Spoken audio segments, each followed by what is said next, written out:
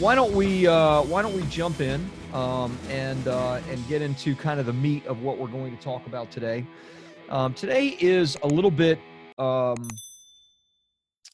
want to say back to basics, but business is always basics, right? Business is a lot like football. It's blocking and tackling. And if you can't block and tackle, then guess what? You're not going to win any games.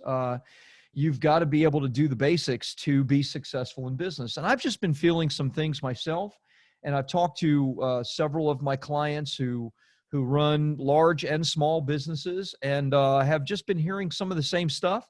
And so I thought I would talk a little bit today about what I call the why, how, and where of growing your business. There's probably a lot of different titles I could have given it.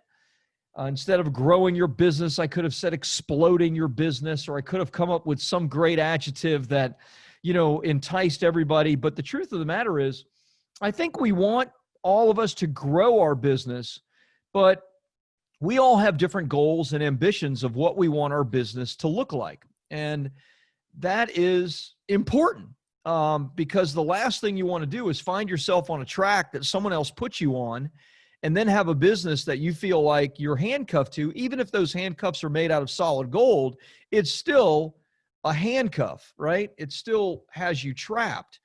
So this is all about growing the right business, which I guess I could have said that, but I didn't. So the why, how, and where of growing the right business. I'm going to share my screen with you. And, it's been a little while since I had the trusty whiteboard out. And, I like to draw, even though my artistic skills are poor to awful. But this is my chance to draw. So here you go. So the why, how, and where, and I'm going to hit each of these of growing your business. The why, the how, and the where of your biz growth. Okay. All of these kind of flow into each other and they make the other go. One of these in particular in the past might not have been given the attention and focus that I feel like I need to give it today. And I'll share more about that in just a minute. But let's start right here with the why. Let me get a fresh sheet and discuss this with you. So the why, the first piece of this, and in some ways the most important piece of this, is all about two things. And that is, one, your goals, and two, the reason for your goals. I said something maybe a little unusual in the beginning, and that was when I was thinking about the title, I didn't want to use anything that seemed extraordinary. I even get turned off when people say things like, grow $1 billion company, et cetera. Now that may be my own hangups. If any of you want to do that, wonderful. I couldn't be happier, and I hope I get to tag along and watch it. Honestly, that's never really been my ambition, or perhaps that's not been my ambition in this last iteration of my life. When I think about what my goals are, both personally and with bestseller publishing, I have a number of things that I'm thinking about.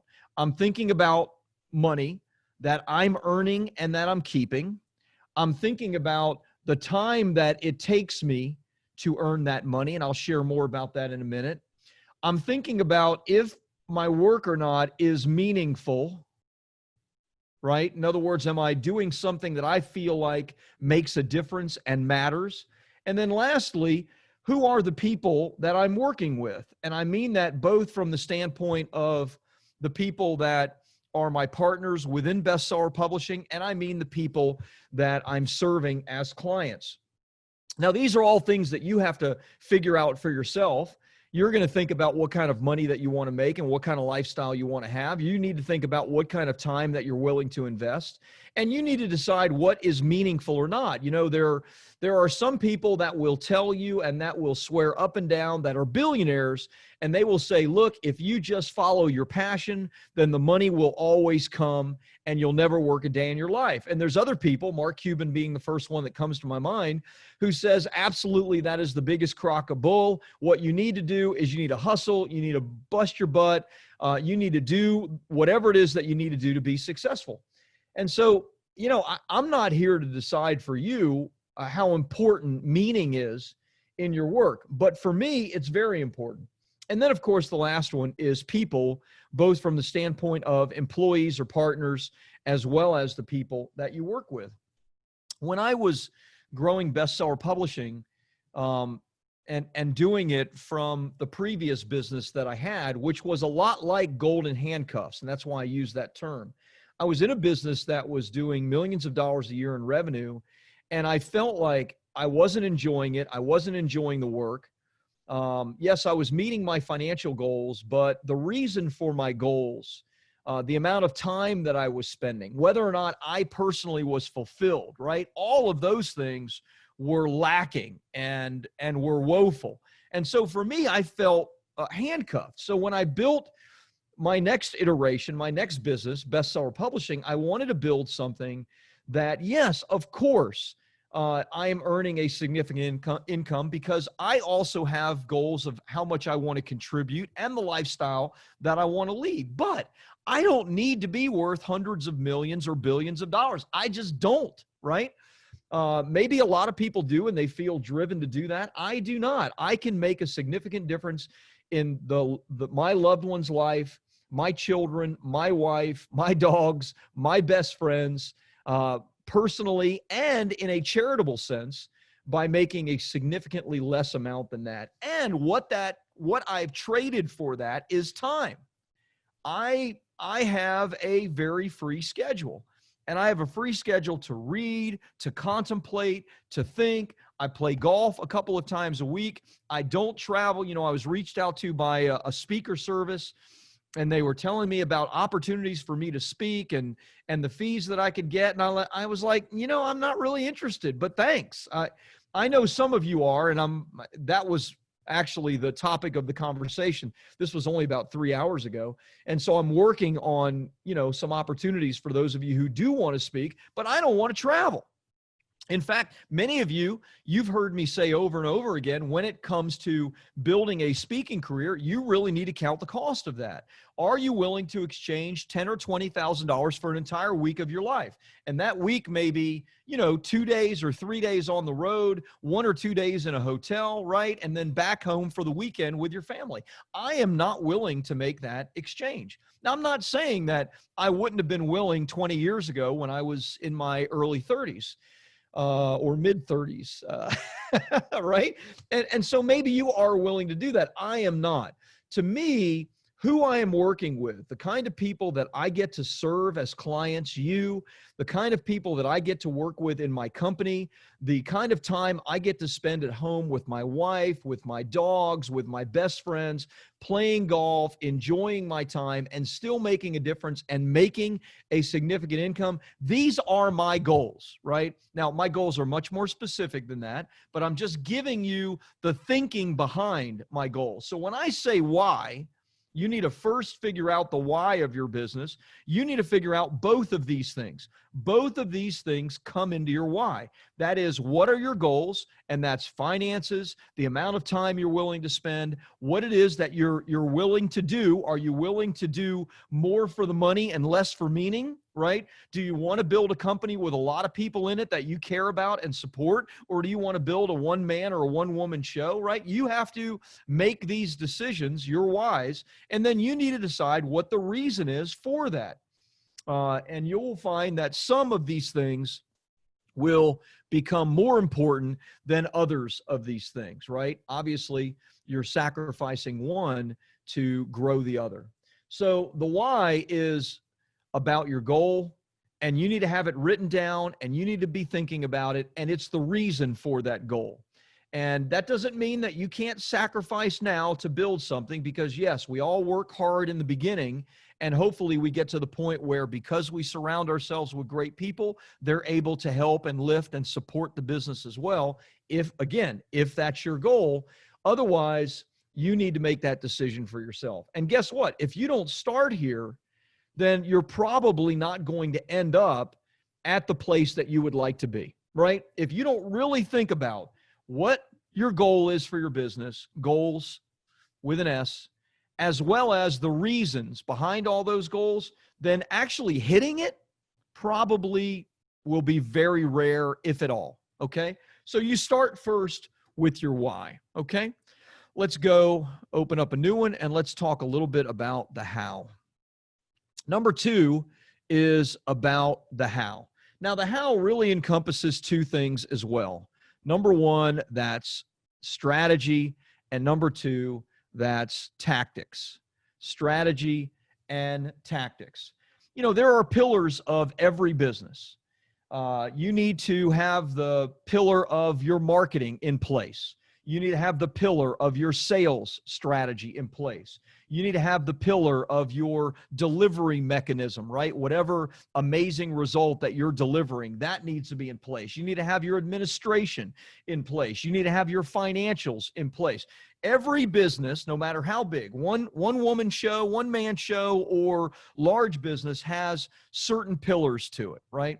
And so right now, you may hear one of those things and go, oh, I suck at that. And I hate it. I don't want to know anything about that. I don't want to be involved in that. And in some way, yes, you might be able to limit your involvement, but my suggestion would be that in any of these things, you don't limit your involvement to 0, right? Financials. You may know nothing about QuickBooks. You may not know how to read a P&L. You should learn.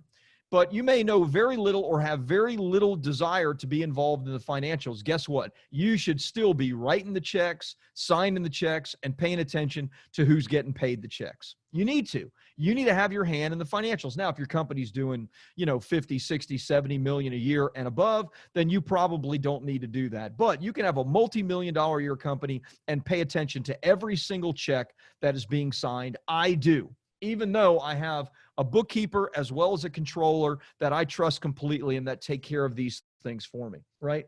So when it comes to all of these pillars, you need to have a strategy overall. The strategy, from my perspective, at least this is one kind of sliver of the strategy, is you need to think, what am I great at? What do I love doing? And where do I really add the most value in my business? For me, look, it's marketing. Right? I'm the marketing guy.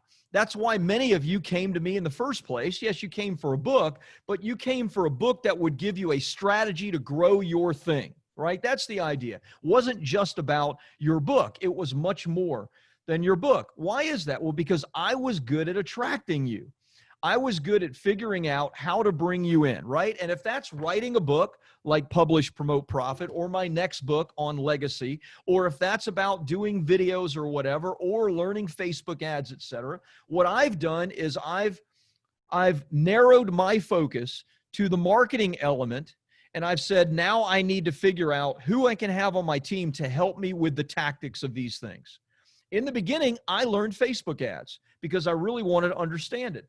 Then I brought on somebody with me, Steve Fata, who many of you guys know, who's been with me for over 9 years now. And Steve and I go toe-to-toe every single day on our ads, talking about our tactics, talking about what we need to do. We spent an hour today on a new LinkedIn strategy that we're working on. I'll share more about it with you as we develop it, because it will work with every single one of your businesses. There's a lot of moving parts, and holy cow, the tech of it makes my head spin. But I had 4 people on that call with me so that we could talk about the tech and I could divvy out responsibilities. Why? Because my strategy is about the marketing, not about the technology of it. Okay. When it comes to sales, I know that I'm good at sales. And in the beginning, I was the primary salesperson of Bestseller Publishing, but that was back in 2011, 2012, 2013. What did I do? I knew that I needed a team, because if I was going to grow and scale up, even to the point where I wanted to, there's no way that I could take that many calls. And as it is now, we drive hundreds of calls every single month to our author development coaches. You know who those people are because you talk to them. It's David, it's Randy, it's Austin. I've had others at different times, and those 3 guys have been with me for years now, right?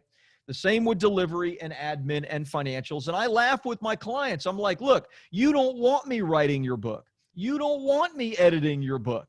You don't want me figuring out that piece of it. Yes, I'm really good at the copy. I can get you a great title. I can get you a great hook. I can help you with some of the elements.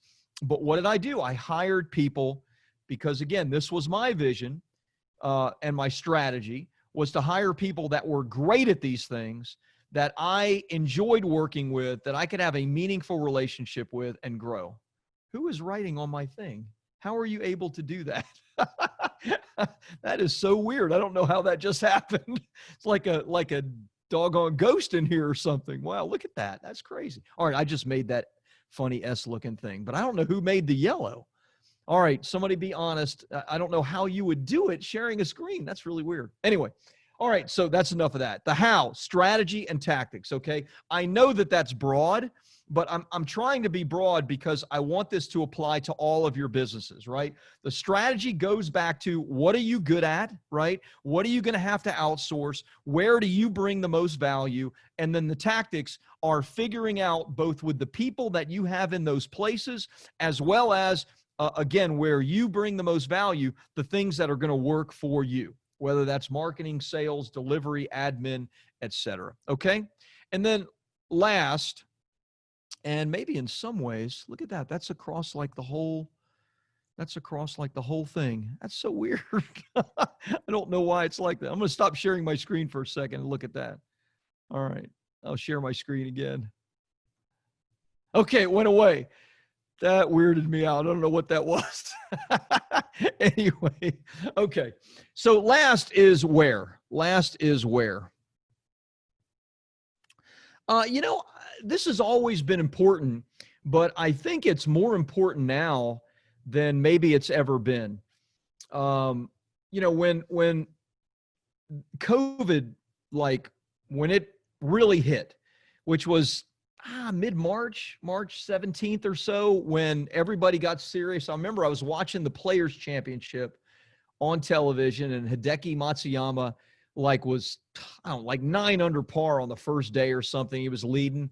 And then they were talking about COVID. And the next thing you know, they canceled the golf tournament. I'm like, what? They canceled the Players Championship? How is that possible? And then we hear about, whether or not you have a business that can remain open. And we had these shutdowns all over the country. And of course it started in, California, where my office is and where I lived. And I thought, okay, I don't know how long this is going to go on. And I don't know what this is going to do to my business. I don't know what this is going to mean. I know we have a great office in Pasadena. I love our office. I love how it's decorated. I love how it's set up. I love seeing my partners and employees there every single day, my friends.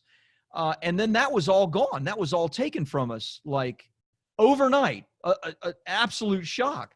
And here we are into September, for crying out loud, and we're not open yet. Now, I know some of you maybe are going back to the office and that kind of thing, but in California, non-essential offices are still not open. In fact, restaurants can't even have people inside. They have to have seating outside. It's a little crazy. And so from March until now, we have been out of the office. Now, you guys know most of the staff, or maybe some of the staff that works at Bestseller Publishing. I would say, we have certainly some young people on staff, that are in their late 20s, early 30s. But we also have a lot of folks that are, like my age, but a little bit younger, right? And we're used to going in an office and seeing each other and feeling productive and making things happen together and feeling the energy of that. And that was taken away very, very quickly. Within 2 weeks, we own a home out here in St. Augustine, Florida, which of course is where I am, as you know. And within 2 weeks, my wife was like, you know what, we need to get out of here. Let's go to St. Augustine. Let's be on the water. You can't go into the office anyway. You're doing everything on Zoom. And I'm like, you know what, let's do that. So we actually scheduled to move like May 1st because I wanted to see what was going on with this COVID thing. Like I was afraid we were going to drive across the country, and we did, with our 2 dogs, because I will not put my dogs, they won't allow them on the airplane, and I won't put them under the plane. I did that once with a dog, and it almost killed him, and I love my dog, so I will not put him in the cargo. And so I'm like, okay, well, we got to drive across the country with these dogs. We called them the drunk passengers because they were like nuts. And I'm a driver, so I love to drive. I love road trips. I said, but babe, I don't know, like, will hotels be open? I don't know if you remember how we all felt right at the beginning of the pandemic, but I was thinking, you know, are hotels even going to be open? Are gas stations going to be open? I don't know. And we had planned May 1st because we wanted to see some of this pan out. Well, we moved that up to April 1st, and we actually got on the road on April 2nd and hit the road. And let me tell you, it was a little bit scary initially, but then, you know, within about an hour, like, every gas station's open and we got hotels and it's great. And it's no problem. We only had 2 nights. I mean, I drove from California to Florida in, you know, basically 3 days and 2 nights.